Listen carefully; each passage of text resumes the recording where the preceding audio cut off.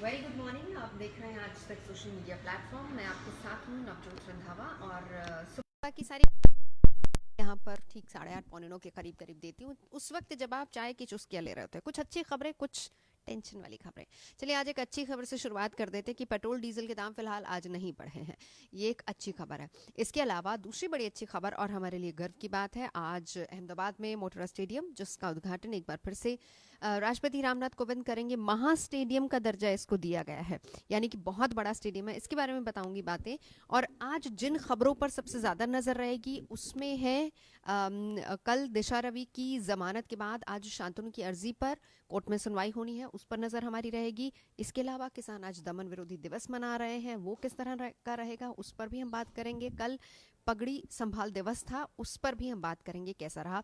लेकिन सबसे पहले बंगाल की सियासत में दो नए युवा सियासी चेहरों की एंट्री हो गई, जिन दोनों के इर्द गिर्द अब टीएमसी वर्सेस बीजेपी हो रहा है। पैमेला गोस्वामी और साथ ही साथ रुजरा, यानी कि अभिषेक बैनर्जी की पत्नी रुजरा निरूला, जिनके आसपास अब टीएमसी वर्सेस बीजेपी यानी कि चुनाव हैं, लेकिन साथ ही साथ एजेंसियां, क्योंकि दोनों आरोप ये लगा रही हैं। एक पार्टी ये कह रही है कि एजेंसियों की का गलत इस्तेमाल किया जा रहा है, वहीं बीजेपी का ये कहना है कि एजेंसियां स्वतंत्र है अपना काम करने के लिए। कल आपको याद होगा किस तरीके से सीबीआई की टीम पहुंची थी, लेकिन उससे पहले ममता बनर्जी अभिषेक बैनर्जी के घर पहुंचती हैं, उनको ये दिखाने बताने के लिए और जनता को, दुनिया को, बीजेपी को खास तौर पर यह संदेश देने के लिए कि आप लाइए एजेंसियां, लेकिन मैं अपने परिवार के साथ खड़ी हूँ। तो उसके बाद उससे भी पहले जैसे रुजरा की बहन मेनका से 3 घंटे तक बात हुई थी, वही टीम कल रुजरा से सवाल जवाब का सिलसिला शुरू करने के लिए गई थी, लेकिन वहाँ 1.5 घंटे तक ही मुलाकात हुई। 11:30 बजे वो लोग गए थे। अब बड़ी बात यह है कि किस तरीके से ये मामला गर्माता जा रहा है। वहीं दूसरी तरफ अगर बात करें पैमेला गोस्वामी की, तो राकेश सिंह का नाम लिया था, पुलिस ने नोटिस भेजा, राकेश सिंह ने बहाना बनाया कि वो दिल्ली जा रहे हैं, लेकिन फाइनली राकेश सिंह अब पुलिस की कस्टडी में है, गिरफ्तारी हो चुकी है। तो ये दोनों ऐसे चेहरे, ये दोनों ऐसे मामले जिसको लेकर अब बंगाल की सियासत खूब गरमाई हुई है। अभी तक राम जय श्री राम वर्सेस जय सियाराम चल रहा था, राम वर्सेस दुर्गा चल रहा था, लेकिन अब बंगाल की सियासत में, हालांकि चुनावी तारीखों का ऐलान नहीं हुआ, इस बीच हम आपको ये भी बता देते कि आज चुनाव आयोग एक बैठक भी करने वाला है, तो तारीखों को लेकर तमाम आला अधिकारियों से भी बातचीत होगी, तो वो तारीखें क्या होंगी उस पर भी नज़र हमारी रहेगी। ये भी आज की बड़ी खबर है, आज दिन भर इस पर भी नज़र हम ज़रूर बनाए रखेंगे। लेकिन इस बीच पैमेला और रुजरा दोनों का नाम काफ़ी सुर्खियों में है। तो टीएमसी वर्सेस बीजेपी यानी बंगाल करण और बंगाल की सियासत अब खूब गरमाई हुई है, काफ़ी दिलचस्प वहाँ पर मुकाबला होने वाला है। ममता बनर्जी बार बार ये बात कहती है कि मैं स्ट्रीट फाइटर हूँ, तो सामने अगर कोई भी आ जाए तो लड़ूंगी, पीछे नहीं हटूंगी, डरूंगी नहीं, और यही कल उन्होंने अभिषेक के घर जाते हुए दिखाया भी था। खैर, इसके अलावा दिशा को कल जमानत मिल गई है, ये भी एक बड़ी खबर है। दिशा की जमानत से पहले एक और बड़ी खबर आपको बता दें जो सुबह सुबह आपके लिए जानना बहुत ज़रूरी है, वो ये है कि सड़क दुर्घटना में गंभीर रूप से घायल हुए हैं गोल्फर टाइगर वुड्स, और डिवाइडर से टकराकर उनकी गाड़ी पलट गई है। फिलहाल आपको ये बता दें कि अभी टाइगर वुड्स खुद इस कार को ड्राइव कर रहे थे, पैर में उनके हल्की चोट आई है। ये भी एक बड़ी खबर है। टाइगर वुड्स हम और आप सभी जानते हैं, गोल्फर हैं, काफ़ी मशहूर गोल्फर हैं, लेकिन खुद ड्राइव कर रहे थे, डिवाइडर से टकराई और फिर उसके बाद हादसा हुआ है, जिसके बाद उनके पैर में चोट आई है। तो ये भी एक बड़ी खबर। अब ड्रग्स मामले की खबर भी हमने आपको बता दी है जो बंगाल से, लेकिन इसके अलावा टूल किट केस जो सबसे ज़्यादा छाया हुआ है, जिसमें कल दिशा रवि को जमानत मिल गई। कोर्ट ने कहा कि इस आधार पर किसी को जेल में नहीं रखा जा सकता है, लेकिन आज उसी को बेस बनाते हुए शांतनु के वकील भी कोर्ट जाएंगे, दिल्ली कोर्ट जाएंगे, और वहां पर उनकी जमानत पर क्या फैसला कोर्ट लेती है, क्या अदालत का फैसला होता है, इस पर हमारी नजर रहेगी। अब बात करेंगे मोटेरा स्टेडियम की, जिस पर आज सबकी नजर रहेगी। क्रिकेट फैंस हिंदुस्तान में बहुत हैं, कमी नहीं है। वैसे अगर मुकाबला मैच अगर हिंदुस्तान में हो रहा हो तो फिर नज़रें पूरी दुनिया की इधर भी रहती हैं, क्योंकि हिंदुस्तान में भी क्रिकेट फैंस और दुनिया के में भी काफ़ी ज़्यादा क्रिकेट फैंस हैं। मोटेरा स्टेडियम की थोड़ी सी बात आपको बता देती हूँ क्यों अहम है। महा स्टेडियम इसको क्यों कहा जा रहा है? 1983 में स्टेडियम बना था, फिर उसके बाद 2006 में रेनोवेशन हुआ, लेकिन वापस से वहां पर मैच लगातार चलते रहे, और 2015 में इसको डिमोलिश करने की बात हुई थी, जिसके बाद अब यानी कि पिछले साल ये बनकर तैयार हो गया था, और आज नए स्टेडियम में, महा स्टेडियम में पिंक बॉल के साथ ये पहला मैच होगा, जिस पर हमारी नज़र रहेगी। तो इसके लिए भी आपको हमारे साथ रहना होगा ताकि हम आपको पूरा ब्रीफ दें। अब बात किसान आंदोलन की कर लेते हैं। आज 24 तारीख है, 25 और 26 यानी कि पूरे 3 महीने हो जाएंगे किसान आंदोलन को, किसानों को डटे हुए दिल्ली की तमाम सरहदों पर। टूल किट मामला इसी से जुड़ा हुआ है, जिसमें दिशा को तो जमानत मिल गई, शांतनु पर नजर आएगी, लेकिन किसानों ने इस पूरे हफ्ते एक अपना स्केड्यूल तैयार किया है।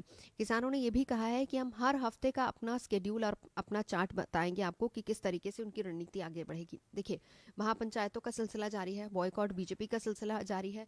अभी तक ये कहा जा रहा था कि पंजाब के किसानों को ही दिक्कत है इन कानूनों से, लेकिन उसके बाद हरियाणा के किसान भी साथ जुड़े, अब उत्तर प्रदेश के किसान भी जुड़ रहे हैं।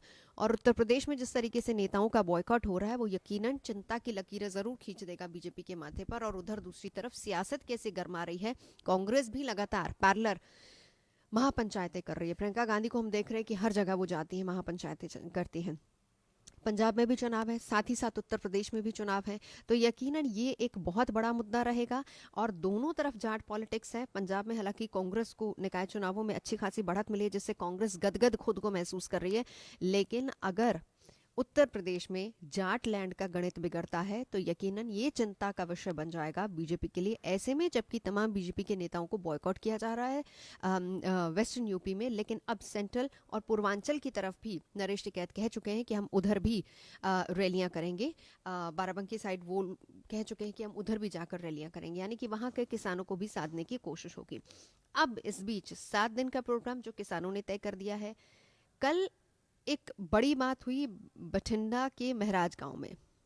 अच्छा, महराज गांव वैसे मैं आपको बता दूं, ये कैप्टन अमरिंदर सिंह का पैतृक गांव है और बठिंडा के ठीक बगल में फूलपुर रामपुर फूल पड़ता है, जो कि लखा सधाना का पूरा एरिया है। लखा सधाना ने कुछ दिन पहले अपने इंस्टाग्राम अकाउंट से लाइव होकर ये बात कही थी, कल की रैली की कॉल दी थी। और उस कॉल में भले ही किसान की तमाम लीडर्स, जो किसान एक्चुअल किसान लीडर्स हैं, यानी कि जो जत्थेबंदियों के लीडर्स हैं, वो नहीं पहुंचे, उन्होंने खुद को इससे अलग रखा। लेकिन लखा सधाना की कॉल पर बड़ी संख्या में लोग वहां पर पहुंचे। लखा सधाना मोस्ट वांटेड है, दिल्ली पुलिस लगातार तलाश कर रही है, 1 लाख का इनाम घोषित किया जा चुका है। लेकिन कल लखा सधाना ने बाकायदा महराज में एक रैली की और सोशल मीडिया पर दी गई कॉल में ही तमाम युवा नौजवान इकट्ठा वहां पर हुए थे। और उस मंच से लखा सधाना ने जो बहुत इंपॉर्टेंट बातें कही, उसमें ये कहा, पहली बात कि दिल्ली पुलिस अगर आपको पकड़ने के लिए आती है, आपका मोराल डाउन करने की कोशिश करेगी, हमारे आंदोलन को खराब करने की कोशिश करेगी, तो दिल्ली पुलिस को एंटर नहीं होने दिया जाए, पहली बात। दूसरी बात, एक खुला चैलेंज था कि आप में हिम्मत है तो पकड़ के दिखाइए। खुलेआम मंच पर रैली की, और रैली भी ऐसी जिसमें बड़ी संख्या में लोग वहां पर मौजूद रहे। पुलिस दूर दूर तक नहीं थी, प्रोटेक्शन उनके अपने लोगों ने दी। ये भी कहा कि अब हमें दिल्ली मोर्चे को और मजबूत करना है। भले ही राज्यपाल और दूसरे नेता उनके साथ नहीं हैं, बावजूद इसके उन्होंने कहा कि एक कॉल पर पूरा यूथ वापस से वहां पर पहुंचेगा। अब देखिए, ये लाइन बहुत इंपॉर्टेंट इसलिए थी क्योंकि 26 जनवरी की घटना आपको याद है होगी, वहां पर सारा यूथ था और वहां पर भी दीप सिद्धू और लखा सधाना दोनों की कॉल पर यूथ इकट्ठा हुआ था। वापस से लखा ने वही बात स्टेज पर कही है कि इस वक्त एक करना है पंजाब को, और हमें खदेड़ने की डिवाइड एंड रूल की बात कही जाएगी। एक कॉल पर हम सभी लोग वापस से दिल्ली की सरहदों पर डटे और वहां पर जाकर पहुंचे, मोर्चे को मजबूत करें। ये लखा सधाना ने बात कही। ये वो लखा सधाना जिसको दिल्ली पुलिस तलाश रही है, 1 लाख का इनाम है। सो ये बड़ी खबरें आज की, जिस पर लगातार दिन भर नजर बनी रहेगी। लेकिन अब दिल्ली पुलिस क्या करेगी, इस बीच एक इंपॉर्टेंट बात बताना बहुत जरूरी है। पंजाब पुलिस की तरफ से इसका रिएक्शन आया है। उन्होंने कहा कि लखा सधाना पर हालांकि नोट और बहुत सारे मामले हैं, लेकिन वो हर मामले में बरी हो चुका है। बठिंडा साइड एरिया में लखा सधाना पर कोई मामला नहीं है, इसलिए पुलिस, पंजाब पुलिस गिरफ्तार नहीं कर सकती, लेकिन वो सहयोग करेंगे दिल्ली पुलिस के साथ। तो ये भी एक बड़ा पेच है कि क्या अभी तक सहयोग नहीं बन पाया, किस तरीके से चैलेंज हुआ पुलिस को, और बावजूद इसके वहां पर रैली हुई। और इधर दिल्ली पुलिस इनाम की घोषणा पहले ही कर चुकी है, 1 लाख के इनाम की। तो अब आगे क्या होगा, इस पर भी हमारी नजर आएगी। तो अभी के लिए बस इतना ही। टेक केयर ऑफ योरसेल्फ और लगातार आज तक के साथ हमारे सोशल मीडिया प्लेटफॉर्म पर जुड़े रहिए हमारे साथ। कल फिर मिलेंगे।